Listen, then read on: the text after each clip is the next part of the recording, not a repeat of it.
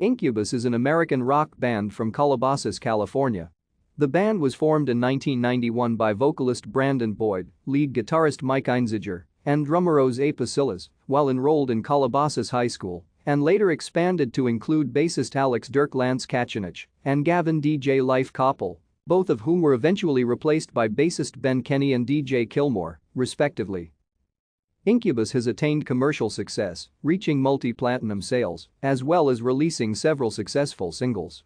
After their first two albums, Fungus Among Us and SCIENCE, the band earned mainstream recognition with the release of their 1999 album Make Yourself, which spawned several hits, including the band's highest charting song Drive. Success continued with the albums Morning View and A Crow Left of the Murder.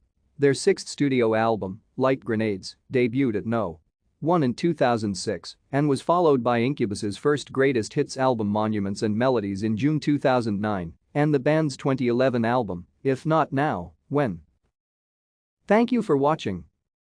Like and subscribe if you would like to view more of our videos. Have a nice day.